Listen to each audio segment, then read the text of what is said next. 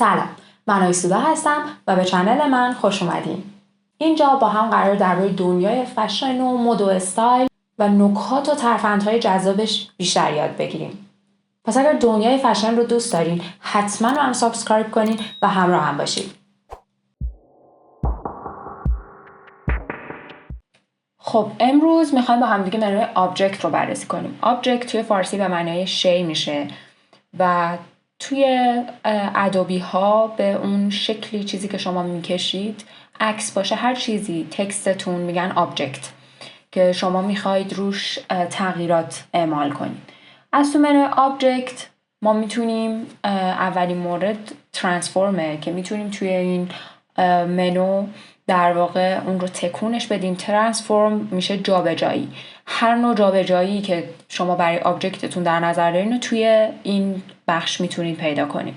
موو میشه جابجا کردنش که با شورتکات شیفت کنترل ام اتفاق میفته. روتیت داریم. الان ببینید روتیت رو که بزنیم شما میتونین انگلش رو مشخص کنین که چقدر بتابه و دیدین که اینطوری تابید.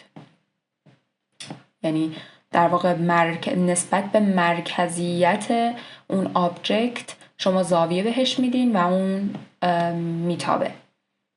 بقیه گزینه هم همینطوره. ریفلکت همون چیزی که هست رو حالا یا هوریزونتال افقی یا ورتیکال عمودی رفلکتش میکنه، منعکسش میکنه و اینجا هم باز میتونیم بهش زاویه بدین. مثلا ما حالا میزنیم که ورتیکال بتابه، مثلا زاویه 90 ما میذاریم 338. بیارمش یکم پایین تر تو تصویر باشه. گزینه های بعدی هم همینطور. اسکیل میاد در واقع اون هر آبجکتی یه اسکیلی داره، یک نسبت و تناسبی داره که مثلا 100% باشه، 50% باشه. مثلا ما اینو میذاریم 50 کوچیک میشه.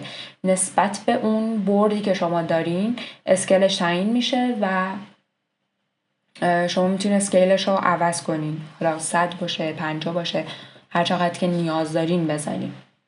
خب منوی بعدی ارنجه که خیلی خیلی خیلی خیلی زیاد توی دیزاین و طراحی کردن مورد نیازتونه. چرا؟ به خاطر اینکه بذارین من اینجا یک آبجکت دیگه ای تعریف کنم.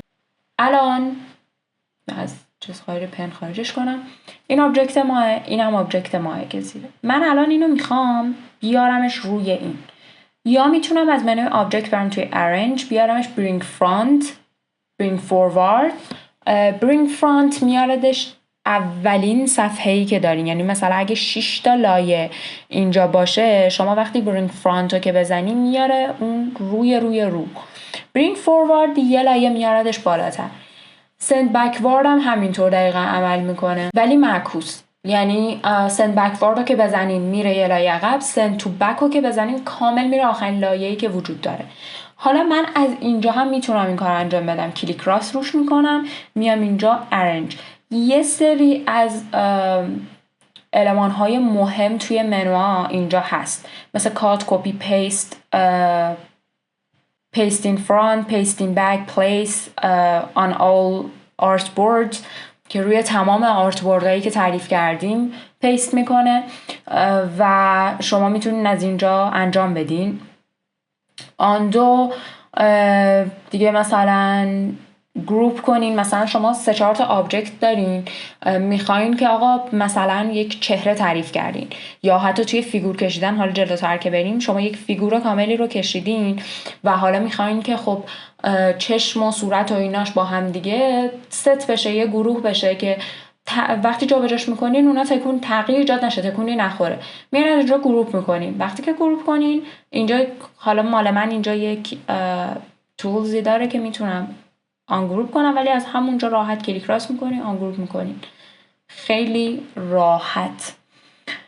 خلاصه که از اینجا هم داره. مثلا من اینجا arrange که بیام میاره bring to front، این لایه اومد.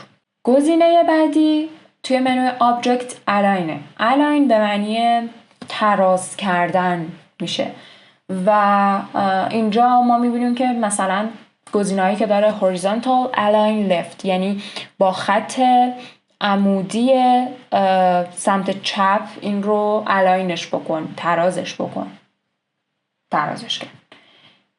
یا مثلا vertical align top، آورد با خط vertical افقی بالا الاینش کرد. شما میتونید که یک لایر رو لاکش کنید، قفلش کنید.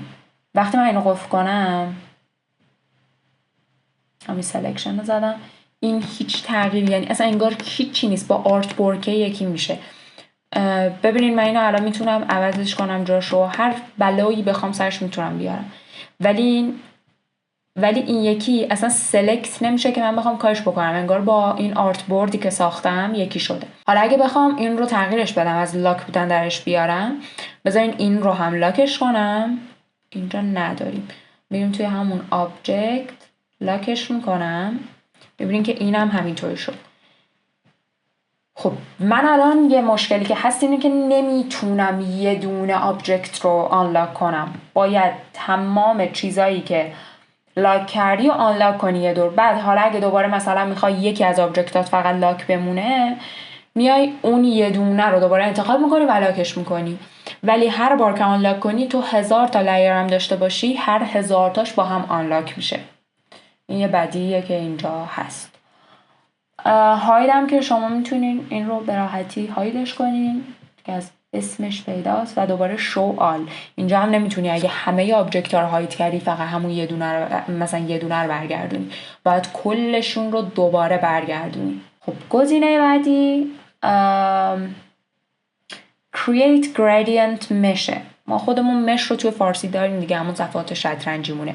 هر آبجکتی یه سری مش تعریف شده داره توش که خب اینجا تو میتونی تعدادش رو بالا پایین کنی. مثلا بگی که چند تا خط باشه، فلت باشه، بره به سمت مرکز اون در واقع مشی که انجام میدی، و یا به سمت بیرون باشه. من فلت رو انتخاب میکنم، نه بذار سنتر رو انتخاب کنم. هایلایتش هم 100 نمیذاریم، میذاریم 50. اوکی میکنم. این نسبت به این نقاط تعریفی این سایه رو ایجاد کرده. حالا ما اگه بیایم از تولز هامون دایرکت سلکشن رو انتخاب کنیم، میتونیم این نقاط رو تغییر بدیم، ولی باید اول یک کلیک روشون بکنیم و بعد این رو تغییر بدیم. دوباره اگه بخوایم مثلا این یکی، این کلن سیستم رو به هم زد. اینجا هم یه چیزی که من خودم هنوز خیلی موقع گیر میکنم اینه که توی ادوبی ایلاستریتور نیازی به اینتر زدن نیست، برعکس فتوشاپ. تو فتوشاپ تو هر کاری که میکنی واسه این که ست بشه کاری که انجام دادی، باید یه اینتر بزنی. بعد من اینجا هی اشتباهی اینتر میزنم، میبینم یه چیز جدید برام باز میشه. ببین الان اینتر که میزنی اصلا اون سیستم نیست، برای تو مثلا سلکشن موو رو باز میکنه. میرم الان من آبجکتم رو مشخص کردم، میرم توی منوی آبجکت، اینجا میک پیکسل پرفکت داریم. خب من توی آموزش قسمت اول بهتون گفتم که شما توی ادوبی ایلاستریتور درگیری با پیکسل ندارین تا وقتی که شما چیزی که فرمتش JPEG یا همون JPEG یا حالا هر چیزی که تعریف شده با پیکسل باشه باز نکنین، هیچ مشکلی با پیکسل ندارین. یعنی اصلا ادوبی برعکس فتوشاپ، ادوبی ایلاستریتور در واقع برعکس فتوشاپ، اصلا شما درگیری با پیکسل ندارین. ولی اگر که شما یک عکسی آورده بودین و میبینین که اینجا پیکسلاش مشکل داره، یعنی یک چیزی که با پیکسل بندی سانتی متر نیست، متر و معیارش یا هر چیز دیگه ای با پیکسله، میرین اینجا میزنیم make pixel perfect. اون تا جایی که میتونه پیکسل های اونو درست بکنه. الان به من ارور داد که cannot fix the object's pixel، واقعا که اصلا پیکسل نداره که بخوان درستش کنه. خب اینم از ویدیوهای منوی آبجکت. توی ویدیوهای بعدی سعی میکنم که این منوهای دیگه‌ای که مونده رو، اونایشون که کوتاهن خیلی موردای مهمی ندارن رو توی یه ویدیو بگیرم. آبجکت، ادیت و حالا ویندو و افکت منوهای خیلی کاربردی هن که خیلی پارتای مهمی دارن. بقیه‌شون رو سعی میکنم که توی یک ویدیو بگیرم که زودتر از این مرحله گذر کنیم، بریم سراغ لیر بندیا، تولزا رو با هم دیگه کار کنیم و دیگه یه دونه ویدیو تکمیلی هم داشته باشیم از استفاده کردن همشون با هم دیگه. و بعد دیگه شما خیلی راحت میتونید خودتون از ادوبی ایلاستریتور خودآموز توی خونه یاد گرفته باشین و استفادهش کنیم. خیلی ممنون که تا آخر ویدیو همراه من بودید. اگر از ویدیو خوشتون اومد حتما سابسکرایب کنید، یادتون نره نظرتون رو برام بنویسید. تا ویدیوی بعدی با استایلتون بدرخشید. خدافظ.